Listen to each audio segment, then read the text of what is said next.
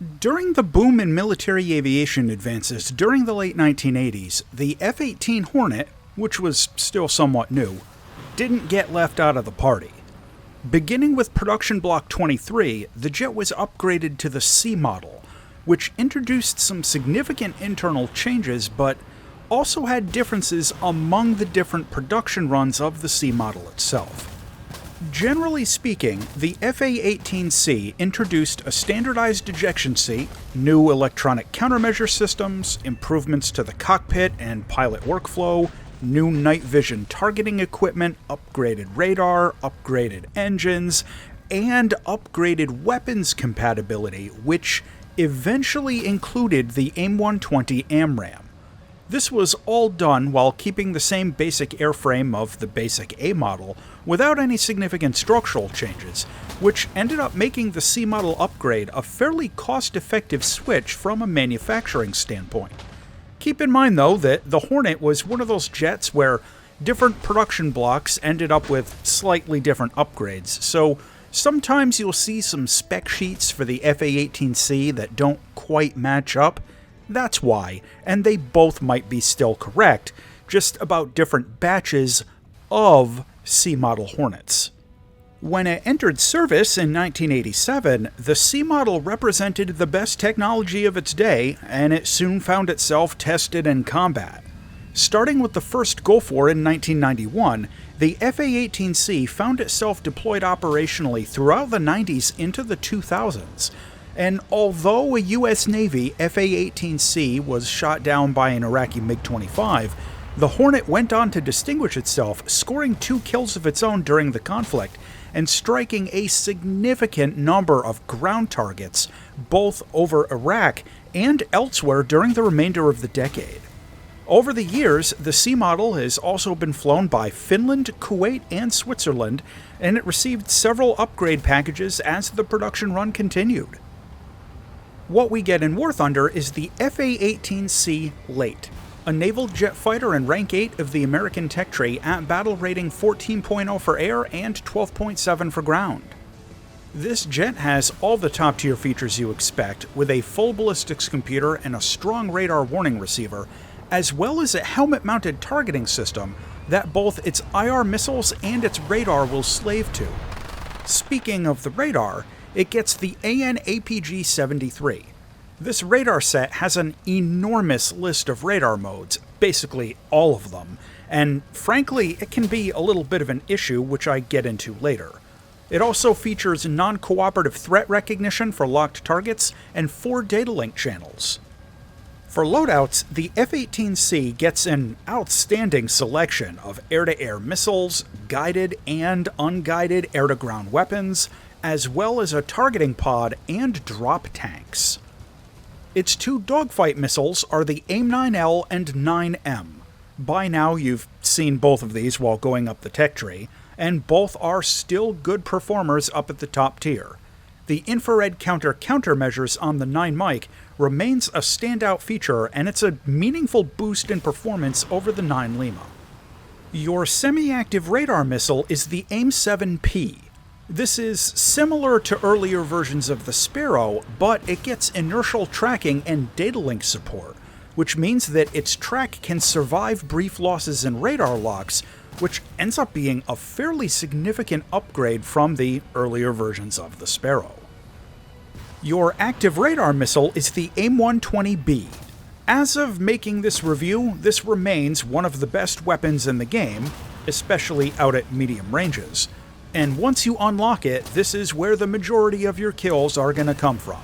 Plus, you can take 10 of them, which is a significant force multiplier effect. For air-to-ground weapons, it would take too long to go through the entire list, but there are a couple of standouts I want to mention. The AGM-65F is an IR version of the Maverick with a SAP-HE warhead and very long range.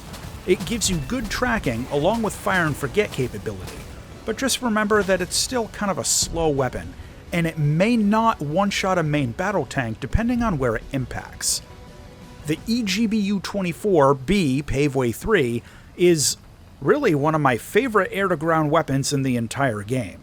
This monster bomb can drop in laser or satellite guidance mode. It's got a huge blast radius, and it has inertial tracking to help its tracks survive losses in a laser lock. In terms of the F-A-18C's flight performance, the news is generally pretty good. The C-Model Hornet has better high AOA performance than most of the other jets in the game right now, and importantly, it holds that performance into slightly lower speeds than most of the other jets it goes up against. This means that it can retain its turn performance for longer through a sustained dogfight and maintain a slight edge even if the fight draws out into a slow crawl. While this might seem easy to overlook or dismiss in the current top tier meta of just throwing spam rams all over the place, it can still matter, and I included a couple of clips that specifically demonstrated situations where it made a difference, such as the fight you're watching right now.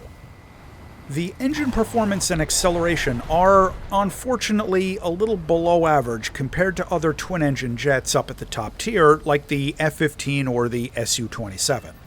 It also redlines the airspeed a little bit lower, and while the jet isn't a slouch, and it never feels slow, it's not as fast as some of the jets it faces up at the current top tier.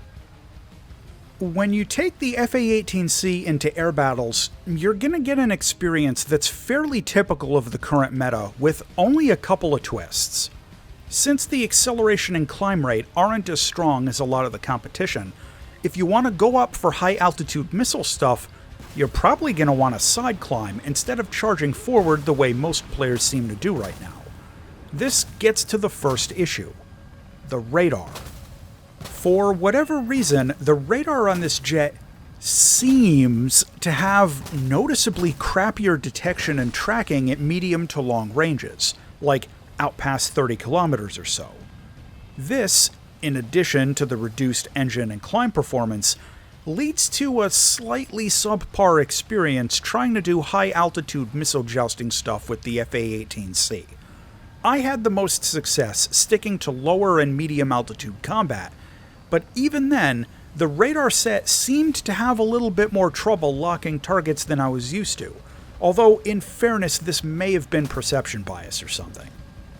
I also want to point out that there's another issue with the radar. It's got too many damned modes. Now, normally that's a good thing, right? But the issue is there isn't any UI to cycle backwards or anything like that.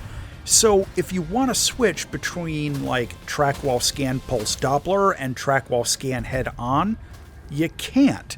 You've got to cycle through a whole bunch of other radar modes to get to the one you want, which takes critical time and attention in the middle of combat. Now, on that topic, I want to explicitly mention, as I have in a few other places recently, that the current top-tier air battles experience is kind of a mess.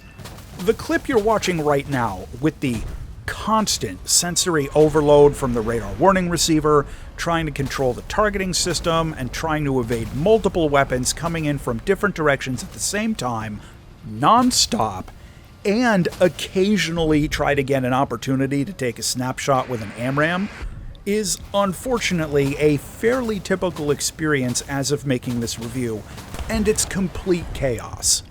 This jet can perform in that environment, but you will occasionally run out of countermeasures, so just something to consider.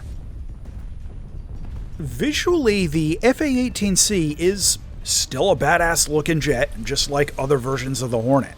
You get some really cool looking paint job options for it, and there aren't any issues with the 3D model in game. Really high marks for the visuals here.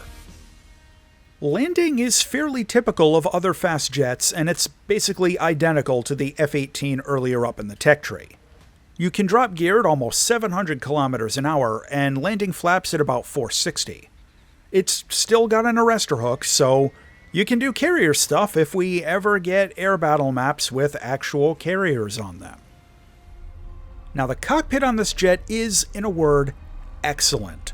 3 huge MFDs. The basic HUD data is projected onto the helmet sight, the HUD itself is good, and the visibility is mostly unobstructed. My only gripe is that the radar warning receiver is far lower than I prefer, but still, this was an excellent experience in VR. To close out on the A-18C, this jet has an excellent selection of weapons. It has a large quantity of those weapons, and its combat agility is amazing. However, sometimes the countermeasure supply doesn't keep pace with the game modes. The radar can be cumbersome to operate, and its engine power is slightly behind the curve for current top-tier twin-engine jets. The final verdict on the FA-18C is that really this jet is an excellent addition to any top-tier American lineup, and it can perform air superiority or close air support with equal lethality, at or near the top of the meta in basically any game mode you take it into as of mid-2025. As always, thanks for watching.